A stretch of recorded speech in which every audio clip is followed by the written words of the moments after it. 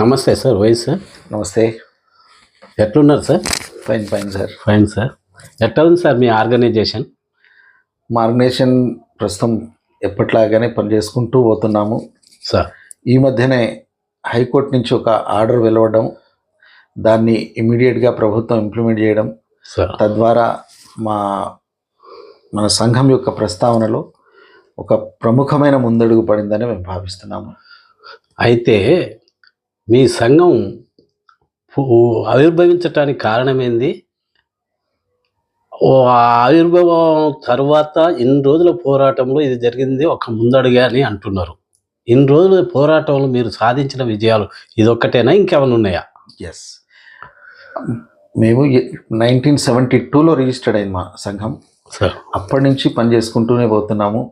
71లో కొంతమంది బుద్ధిజీవులు, రామ్ మనోహర్ లోహియా ఫాలోవర్స్ కావచ్చు, అంబేద్కర్ ఫాలోవర్స్ కావచ్చు, ఒక్క మాటలో చెప్పాలంటే ప్రగతిశీల భావాలు కలిగిన వాళ్ళు అందరూ కలిసి ఒక మీటింగ్ ఏర్పాటు చేసుకున్నారు. అందులో ప్రముఖంగా సురమౌళి గారు, నాగేశ్వర్ గారు, డిజి రామారావు గారు, జాగర్లమూడి వీరాస్వామి గారు, మన ప్రొఫెసర్ కేశవరాజ్ జాదవ్ గారు, నాయన్ నరసింహారెడ్డి గారు, ఇట్లా అనేక మంది ప్రగతిశీలవాదులు ఒక మీటింగ్ ఏర్పాటు చేసుకొని అప్పుడున్నటువంటి సమాజంలో కులం యొక్క ప్రభావము, కుల వివక్ష విపరీతంగా ఉన్న తరుణంలో కుల నిర్మూలన కోసం మనం ఏమైనా చేయాలని చెప్పేసి ఒక సంఘాన్ని ఏర్పాటు చేశారు.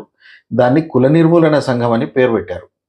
1972లో రిజిస్టర్డ్ అయింది. ఇది ఈ మధ్య కాలంలోనే 2022లో మేము స్వర్ణోత్సవాలను కూడా జరుపుకున్నాం. ఎట్లా ఉంది సార్ మరి ఇప్పుడు మీ ఆర్గనైజేషన్?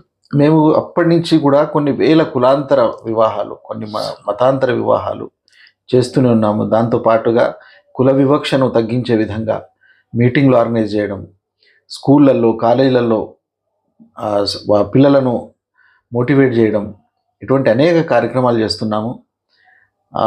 మా విజయాలు అంటూ చెప్పుకుంటూ పోతే చాలా ఉన్నాయి. ఒకటేంటంటే కులాంతర వివాహాలు చేసుకున్న వాళ్ళందరూ కూడా ఒక్కొక్క సైనికుల్లాగా సమాజానికి, రాబోయే సమాజానికి వాళ్ళ జీవితాన్నే ఒక పాఠంగా, ఒక రోల్ మోడల్ లాగా ఉంటూ ఎంతోమందిని స్ఫూర్తినిస్తున్నారు ఇప్పటి వరకు కూడా. అట్లాగే అప్పట్లో ముఖ్యమంత్రి స్థాయి నాయకులు కూడా మా సంఘంతో అసోసియేట్ అయి ఉండేవాళ్ళు. ఒక్క సంఘటన చెప్పాలంటే, ఇప్పుడు ఈ కుల యొక్క తీవ్రతను తగ్గించడానికి మొదటి నుంచి కూడా మా యొక్క నినాదం ఏంటంటే కులం యొక్క తోకలను కత్తిరించుకోవడం, అంటే కుల సంకేతాలను తీసివేయడం. దానివల్ల ఏంటంటే ఎవరు ఏంటిది అనేది ఐడెంటిఫై అయ్యి ఆ ఆధిపత్యం అనేది కొనసాగుతుంది. కాబట్టి అదొక మా నినాదంగా ఉండింది. గతంలో ఒకసారి ఒక పెళ్లిలో హాజరైనటువంటి అప్పటి విద్యాశాఖ మంత్రి గారు, మీరు పేరు వినే ఉంటారు, భవనం వెంకట్రామరెడ్డి గారు.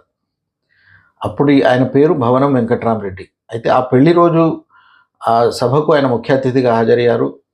అక్కడ స్ఫూర్తి పొందిన ఆయన ఆ రోజు నుంచి, నేను ఈ రోజు నుంచి నా పేరును భవనం వెంకట్రామ్గా మార్చుకుంటున్నానని ప్రకటించుకున్నారు. అప్పటి నుంచి ఆయన చనిపోయేంత వరకు కూడా భవనం వెంకట్రామ్గానే ఉండిపోయారు. భవనం వెంకట్రామరెడ్డి అని ఎక్కడ ఆయన ప్రస్తావించలేదు. ఆ తర్వాత ఆయన ముఖ్యమంత్రిగా కూడా పనిచేశారు. అది కూడా ఒక ప్రముఖమైన వ్యక్తిగా ఆయన మా సంఘం వేదిక మీద నుంచి ప్రకటించడం అది చెప్పుకోదగ్గ విషయం. అది ఓకే సార్. ఇప్పుడు కులాలకు అతీతంగా మ్యారేజ్ చేసుకున్న వాళ్ళు మీ కాడ చాలామంది ఉన్నారు, ఒక సైనికుల్లాగా పనిచేస్తున్నారు అంటున్నారు.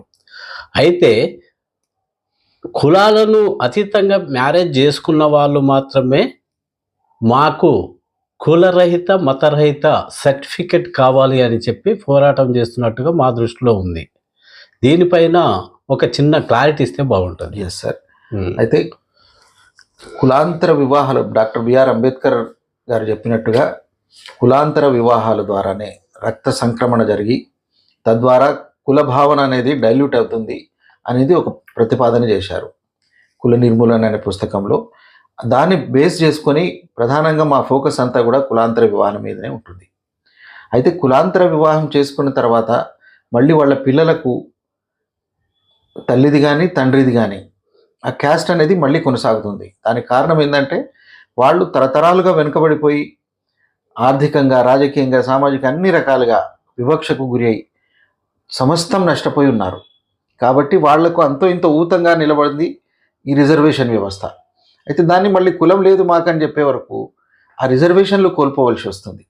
కాబట్టి దానికి మేము మరి అదే అదే కనుక కొనసాగితే ఈ కులం అనేది ఇంకా కుల నిర్మూలన అనేది జరిగే అవకాశం సన్నగిలుతుంది.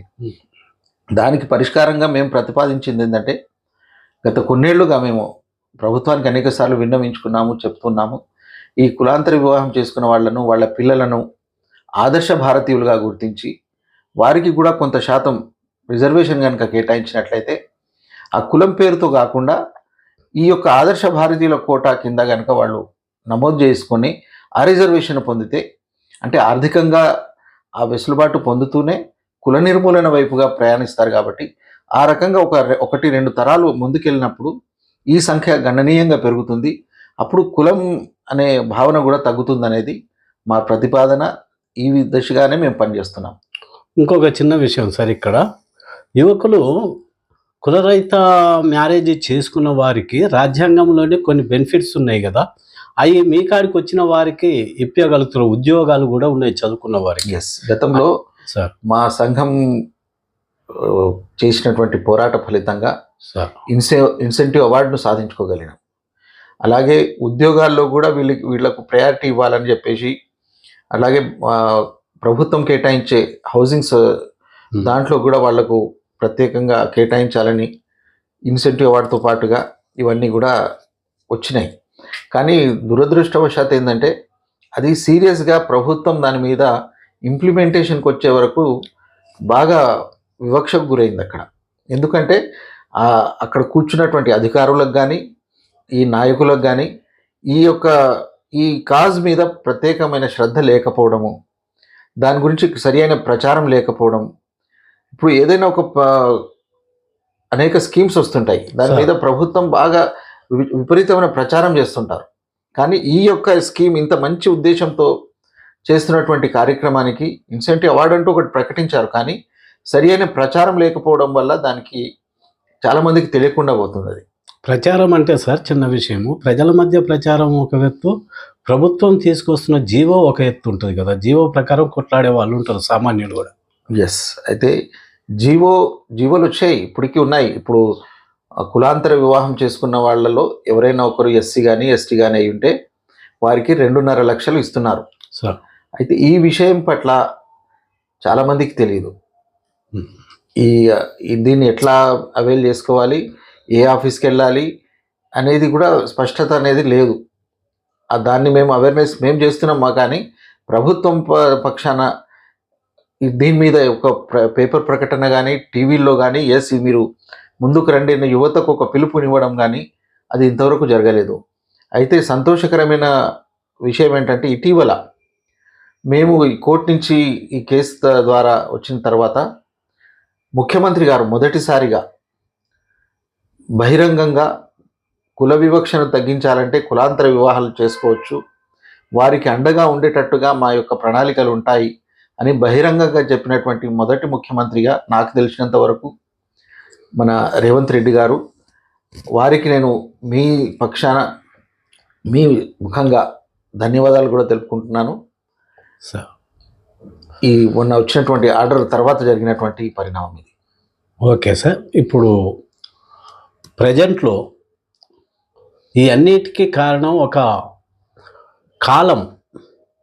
ప్రతి సర్టిఫికెట్లో ఎంఆర్ఓ ఆఫీసులో కాంచి మొదలెడితే కలెక్టర్ కాంచి దాకా కూడా కాలం కావాలని మీరు ఫస్ట్ నుంచి కొట్లాడుతున్నారు. మరి అది ఎందుకు సాధ్యం కాలేకపోతున్నది సార్? అదే ఇప్పుడు మనకు ప్రపంచంలో 3వ అతిపెద్ద సమూహం ఈ మతాన్ని నమ్మని వాళ్ళది ఉంది. అనేక పేరు ఏదో పెట్టుకున్నా కానీ నాస్తికులు కావచ్చు, హేతువాదులు కావచ్చు, మానవవాదులు కానీ, ఇర్రిలీజియస్ పర్సన్స్గా ప్రపంచంలో ప్రతి దేశంలో కూడా దాదాపుగా జనగణనలో ఈ జనాభా లెక్కల్లో వాళ్లకు ప్రత్యేకమైన కాలం పెట్టి వాళ్ళ యొక్క లెక్కలు కూడా తీస్తున్నారు. ఆ రకంగా తేలింది ఏంటంటే, ప్రపంచంలోనే 3వ అతిపెద్ద సమూహంగా ఈ నాస్తికులు ఉన్నారు. కానీ మన దేశంలో మాత్రం ఇంతవరకు ఏ సెన్సస్లో కానీ మరి ఎక్కడ కూడా ప్రభుత్వ రికార్డుల్లో ఈ కులరహితులను కానీ మతరహితులను కానీ నమోదు చేయలేదు.